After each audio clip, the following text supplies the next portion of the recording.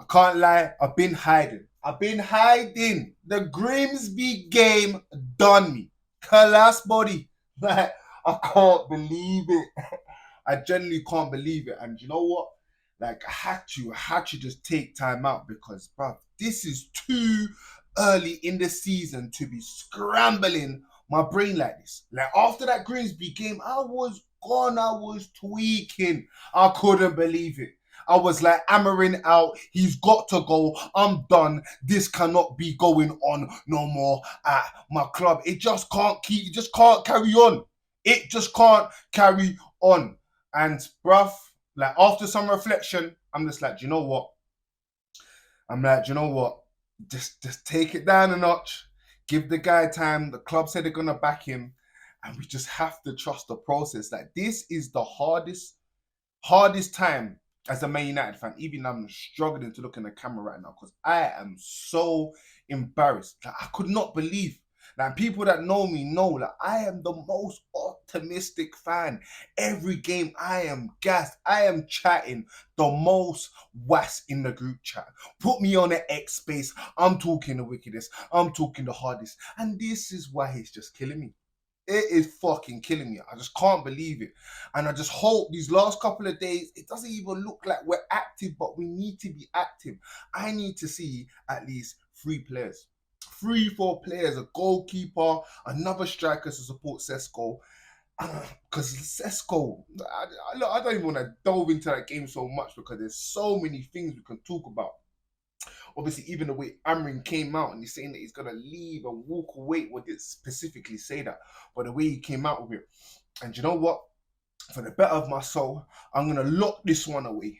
It's too early. I have to lock that one away. Get that one out the memory banks.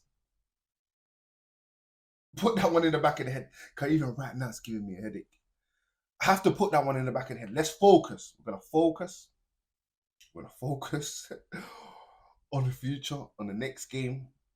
Burnley at home, must win game. Must win game. I do not even care. Obviously, it's even feeling like a game. Like even if Amarin wins, it looks like it's going to be over anyway. And to get them 3 points against Burnley, let's hope that it can change our season. Bro. At the end of the day, reality check. Carling Cup is not a cup that we really was looking forward to, like aiming for to win this season. Yes, the embarrassment of Grimsby alone is the main concept of the problem. If we lost against a Premier League team, I don't really think that it would have been too much questions about it, depending on the performance. But considering the level of the team and how early it is in the competition, it's just embarrassing. But I don't think it's the Carling Cup is the be or end of Man United season. It is that Champions League spot. It is trying to improve in the performances and change everything at the club. So let's hopefully these 3 points, this international break, just allows everyone to get together, have that little break, come back, and really focus on the season now. Because we ain't gonna have no Carly, we ain't gonna have no cup games until January. So we can focus every week on making sure we're putting in 110 performance. And boy, get a few signings in, give until Christmas, or depending on how the results are going.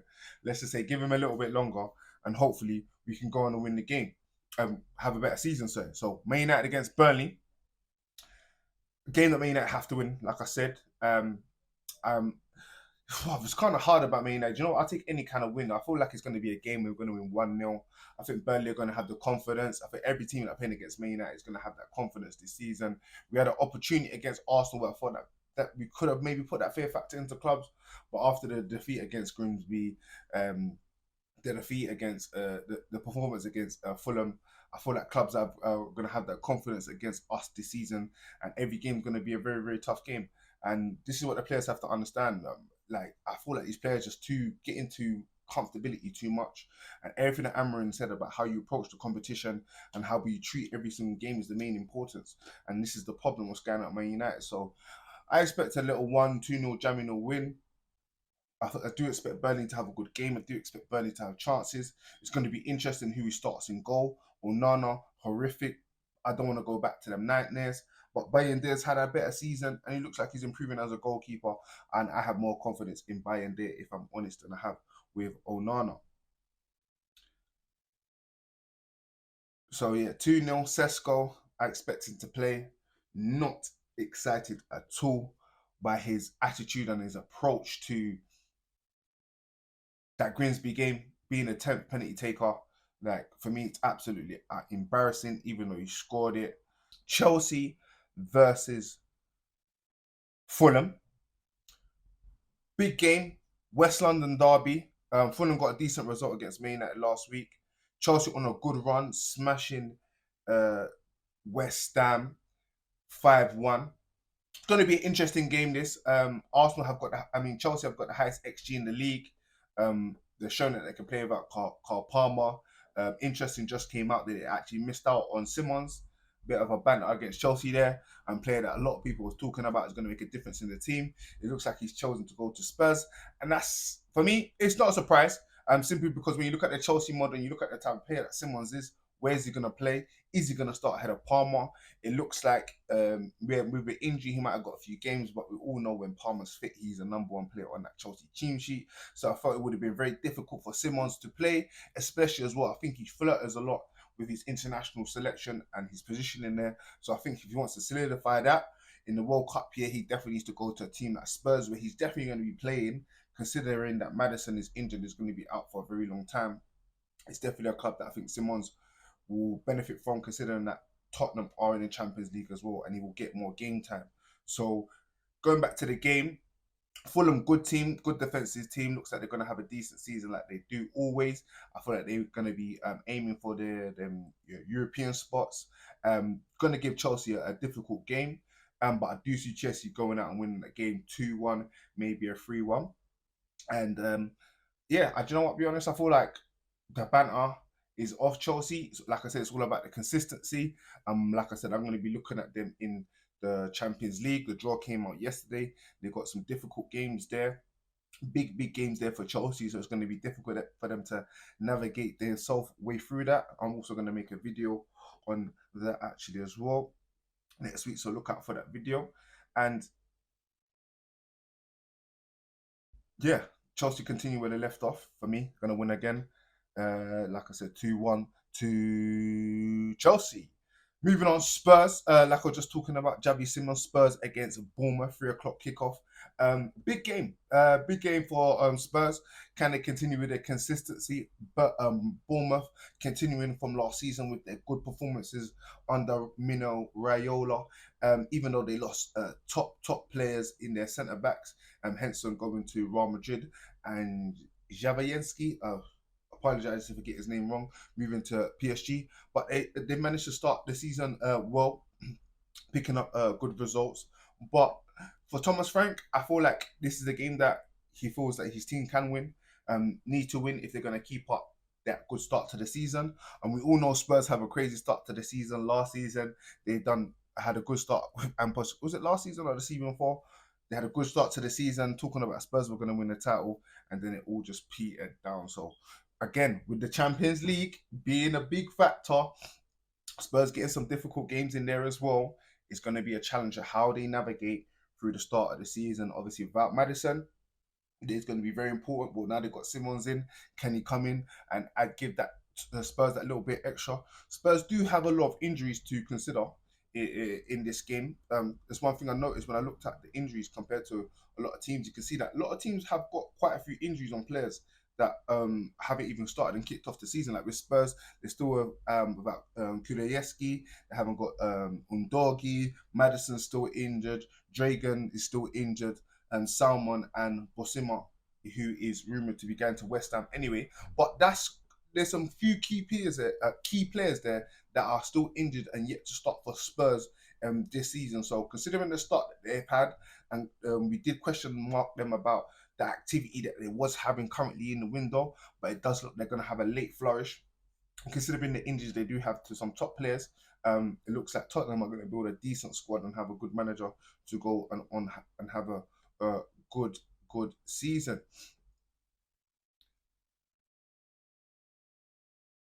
I'm going to stick to the big games. Not going to try and delve into every single game.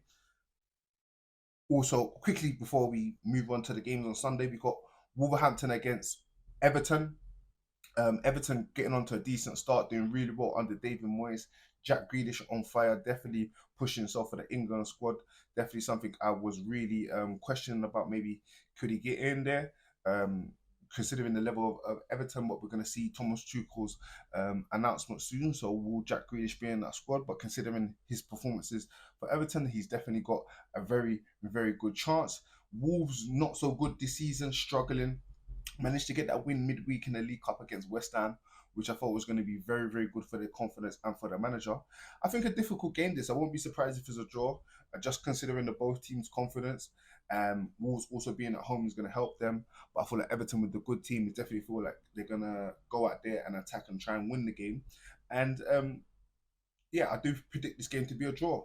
Late kickoff on the Saturday, quickly moving swiftly on is Leeds versus Newcastle. Big game for Newcastle after that defeat, last minute winner by Rio against Liverpool last week Monday. I feel like Newcastle are definitely going to want to make their stance. They just made a new signing, £50 million. Work some more. Sorry if I pronounce his name wrong. Very good young striker. I watched him in the under 21 championships for Germany. Done very, very well in there. Good good box, a fox of the box striker, gets in the right places, uses physicality to score goals. Can translate that into the Premier League? It's going to be interesting to see how he does in the league, but it looks like Newcastle are resound to losing Isak, and it looks like he's going to make his way over to Liverpool, and Newcastle have accepted that, and looks like they've done that by signing this young strike German international. How do I think the game's going to turn out? I do think that Newcastle going to continue because they've been in good form. I do think they're going to get a good result. I do see 1-2-0 win. Leeds are definitely a team that they're definitely ain't coming to slouch. Great energy. I do think the result against Arsenal gave them a little bit of disservice considering their good performance in the first half. And I do feel these are the type of games where they feel like they can give a good account of themselves. And if Newcastle are not up to 100%, definitely you can see Leeds going out there and getting victory. So it's definitely going to be a tough game for Newcastle. I would say 1 or 2-0 Newcastle. Probably say 2-0 Newcastle. Moving on to Sunday, big game, Brighton against Manchester City. Rumours of Baleba. Obviously, there's interest from Manchester City going there. Manchester City are going to be disappointed after the defeat against Spurs last week, 2-0. Pep Guardiola and his team will be rattled and definitely will be wanting to come back against a good team like Brighton, who's had an okay start to the season. I thought their performances have been decent. They've struggled to find the back of the net. Maybe they need to go out there and get a striker. Welbeck has been a good mainstay for them over the last few years, but maybe will this be the season that he maybe struggles? Missing a penalty last season and last week and a sitter. But Brentford always a good team. Always going to give a good account of themselves. Got a good young manager in Hertzler. Gets good performances out of them. But I feel like this game will maybe a step too far for them, considering Pep Guardiola, the importance of this for Man City. Getting that 3 points just before the international break is going to be vital for them over the course of the season. So I do see Man City putting in a performance that's going to override Brentford. And I won't be surprised if Man City do get a lot of goals in this game. And I'm going to say 3-0 Man City. 3-0 Man City away victory against Brighton on Sunday, 2 o'clock. Then we got the big one. Big game. Liverpool versus Arsenal. Some would say the two front runners in terms of the title challenge so far. Both got maximum points out of their first 2 games. Arsenal have a slightly better goal difference with their emphatic 5-0 win over Leeds. But this is the game that a lot of people have been waiting for, measuring up against each other. Both have had the amazing start. Leeds, obviously, Arsenal last week, 5-0. Second half performance was definitely better than the first half, giving them a lot of confidence going into this game. Liverpool have slightly been a bit slow, managing to get them 3 points, and a lot of their new signings managing to bed in well. Some of them signings haven't. Arsenal have got Eze, rumoured to start in this game, another big signing that they've made, who's going to want to make a statement on this game. This is, for me, probably going to be the game of the weekend. Both managers wanting to go out there and get a victory. But I won't be surprised if both managers play for a draw.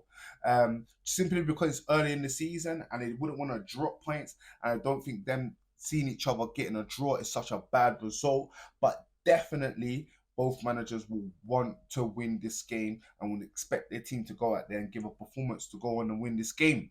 Considering how both teams started, I do expect a cagey game. I do expect both teams to cancel out each other and not take too much risks. So considering the facts that I've said, both teams, obviously Liverpool as well, have been struggling on the set pieces this season, conceding quite a few goals, while Arsenal carrying on from last season, scoring from set pieces. So that's going to be interesting. Slot did talk about in his conference, but he wasn't afraid because he said that was one of our strengths last season. So he trusts the team to get back to the defensive solidity. So all that in taken into consideration, I do think it's going to be a cagey game.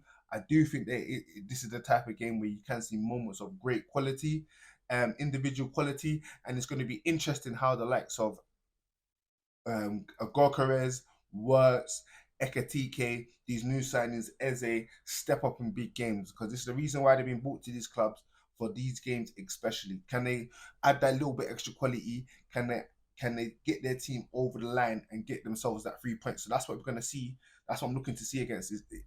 That's what I'm looking to see in this game. And it's going to be a very, very good game. I thought we're looking at maybe a 2-2. 2-2. Don't be surprised if any team gets a last minute goal. But I'm going for 2-2 in that game. Rounding up the rest of the games on a Sunday. Nottingham Forest versus West Ham. Big games for both games sides, really. Nottingham Forest having an okay start to the season.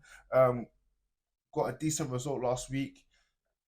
But I do feel West Ham are in big, big trouble. Obviously, the defeat against Chelsea last week put her under uh, extreme pressure. So, yeah, he's under extreme pressure, and it looks like the West Ham fans are on. Looks like the West Ham fans are on him, and they want him out.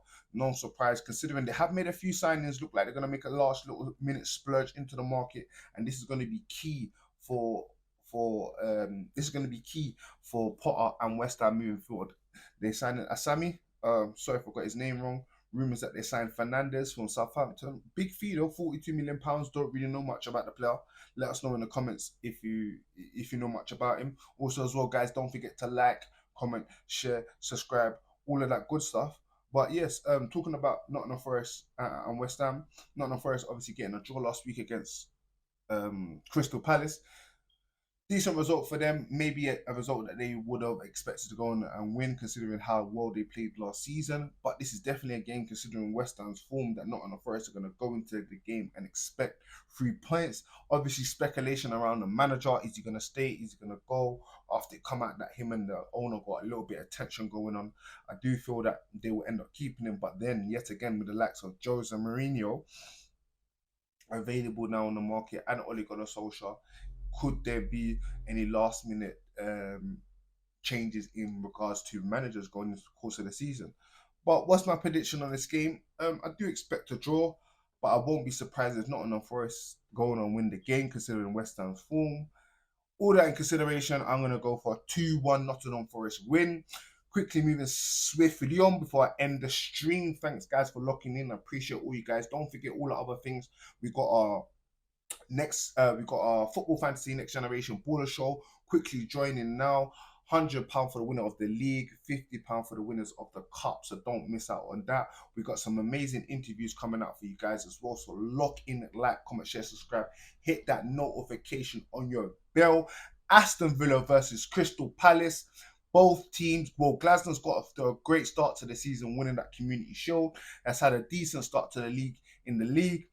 Not so for Aston Villa and Emery, losing against Brentford last week. Aston Villa really need these 3 points to kick on the start of their season. I'm going for a draw. I'll go for a 0-0 draw. I think both teams are going to cancel themselves out, and I feel like it is going to be a ball draw. But yet again, guys, thanks for locking in. Let me know what you think are my predictions. Nonsense Do you feel that? Who do you think is going to win? Let us know your results. Lock in, guys. Also, don't forget to follow us on all our social medias. And yeah, I'll see you guys soon. Boom.